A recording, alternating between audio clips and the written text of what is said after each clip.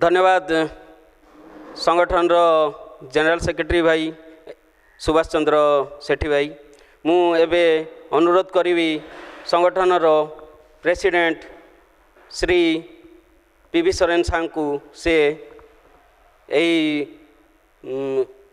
बिरसा मुंडा जयंती उपलक्षे निजर अभिभाषण प्रदान करेंगे। धन्यवाद। शुभ संध्या बंधुगण। आज पवित्र दिन में आमर धरती आबा वीर बिरसा मुंडांकर 145तम जन्मदिन एवं यही पवित्र दिन में आम आमर HL SC employees and officer association तरफ आम ताको वर्चुअल माध्यम परिचालित करूँ। यही पवित्र दिन हूँ आम एक सुखर दिन। जिते कोविड कटना सत्वे आम यही दिवस को ऑनलाइन माध्यम पालित करूँ। आज वर्चुअल डायस रे आमर चीफ गेस्ट डॉक्टर खेमुंडो सर जे कि आमर अच्छा assistant professor sociology central university Koraput एवं आमर चीफ स्पीकर अच्छा भारत चंद्र सिंह से जे कि RSP रे कार्यरत अच्छा एवं आमर association general secretary Subhash Chandra Sethi तांको मध्य हार्दिक अभिनंदन एवं यह senior vice president Shivaji Kumar Babu तांको मध्य अभिनंदन। यह सहित जोड़ी रही जॉइंट सेक्रेटरी एवं ऑर्गेनाइजिंग सेक्रेटरी एवं जिते भी कर्मकर्ता तांको हार्दिक अभिनंदन एवं मुझे धन्यवाद दूसरी आमर HL मैनेजमेंट को जी कि आमको परमिशन देती एवं यह कार्यक्रम करने वर्चुअल माध्यम आज हूँ पवित्र दिन। This day we can recognise is the day of Adivasi. Adivasis, we can remember the birthday that 145 years back, the day when our Dharti Aba जे कि आमर वीर बिरसा मुंडा जन्मग्रहण करते ओली हातुरे सुदूर छटनागरपुर पाख ओली हातुरे बापा बापा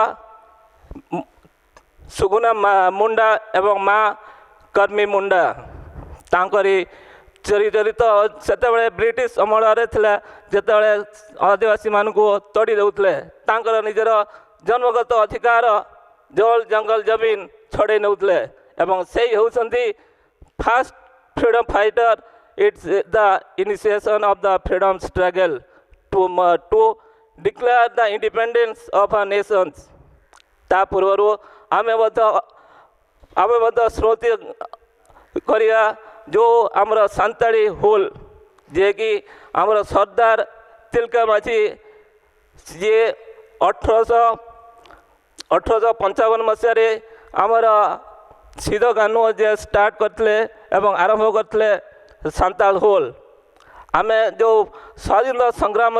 आदिवासी होती प्रथम नागरिक जो माने कि प्रथम थर से ही आमर स्वाधीनतार वातावरण सृष्टि कर यह सत्वे आमर बिरसा मुंडा जे कि तांको अत्याचारित करते एवं आदिवासी उपरे शोषण करते जमींदार माने एवं साम्राज्यवाद माने एवं एहारी माध्यम आमर ब्रिटिश राज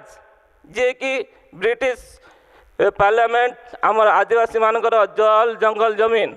जोटा कि आमर नाट्यगत अधिकार ताको छड़े दौले किंतु वीर बिरसा मुंडा सी कहते आबा देशम रे आबा राज आमर जो दिश आबर जो धरती आबा ताको सम्मान रे सम्मानित करते सी तिले ब्रिटिश अत्याचारित को बेखातिर करी निजर लोक मान को किपरि सुजोग प्रदान करेंगे सेटा ही चिंता करते एवं से जंगल रे थाई मध्य ब्रिटिश मान सहित सब तांकरी एवं लोक मानकर उपकार करने जल जंगल मध्य रही लोक सेवा शुश्रूषा करते एवं मन हुए लोक मैंने जिते रोग पड़ जाती सी तांकर जो औषधीय गुण एवं औषध जंगल आनिक लोकंर सेवा शुश्रूषा करते। We can recognise the sacrifice made by the Adivasi being neglected and oppressed, but the day has come the day we can learn. This is the modern India. Why we should being the neglected being all the days. A time आसी आम मान को ए शोषण मुक्ति करने जो संविधान आम आदिवासी एवं हरिजन मान जो संविधान लिखा है 5th and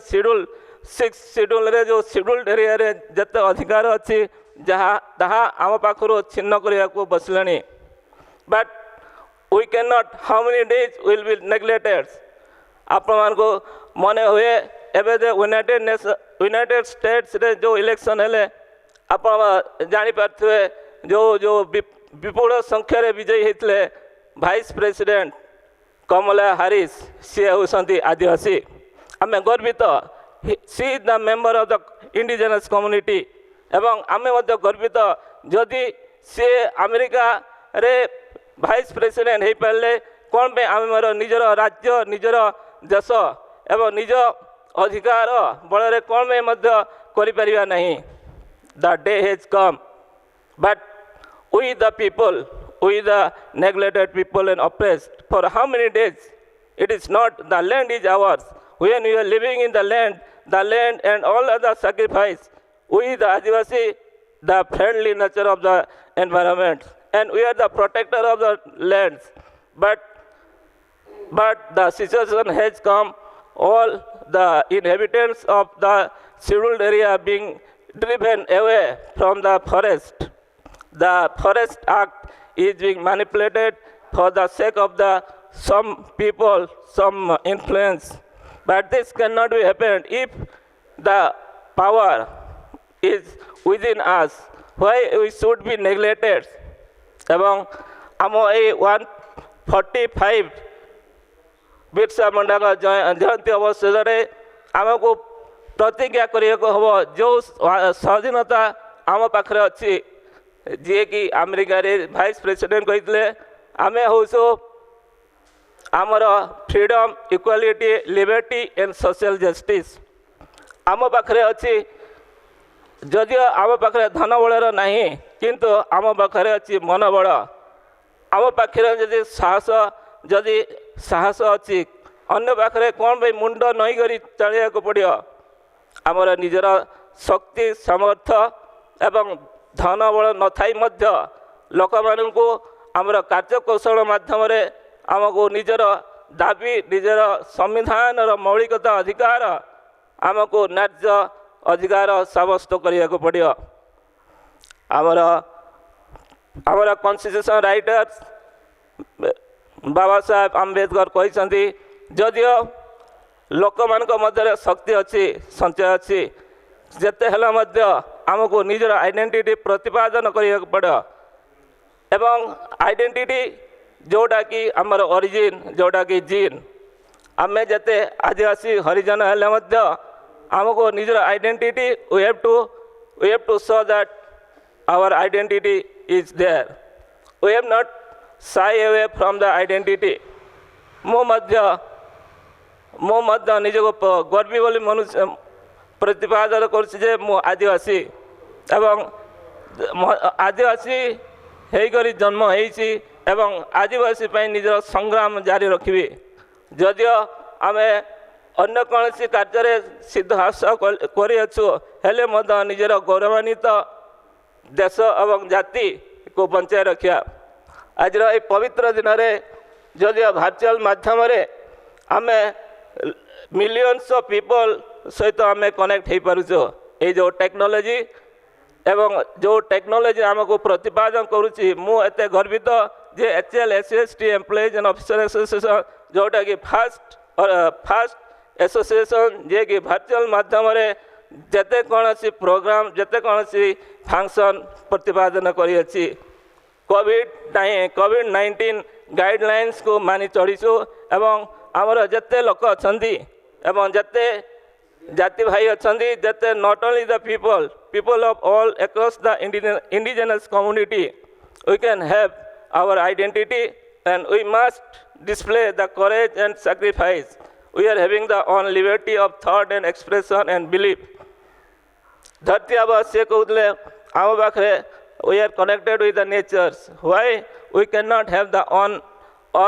religious code that is called the Sadhana. Now the Sadhana code is also being our own religious code, and which is going to be implemented maybe in futures, but it is our identity. And HL SCST Employees and Association always encourage the rights of our indigenous peoples, not only in the local levels as well as at the international levels.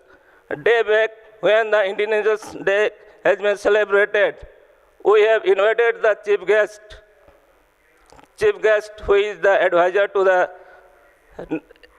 Climate Change United Nations Secretary Generals. এবং এই পরিপ্রেক্ষিতে ମୁଁ ମଧ୍ୟ କହିବାକୁ ହୁଏ, being the president of associations, we can encourage and we can also work towards the society, towards the environment, and towards the development of all downtrodden peoples, not only who are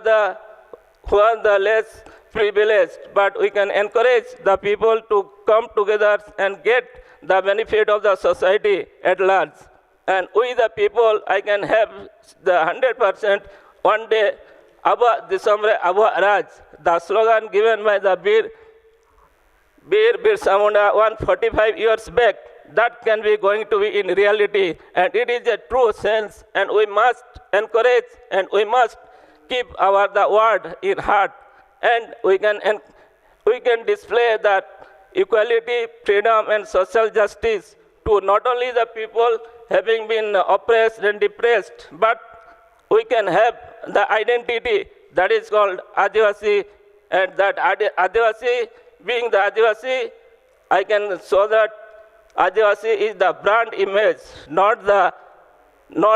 word which can be humiliated. The Adivasi word to be the branded in the international levels. The knowledge of the Adivasi which can be unforgettable, and it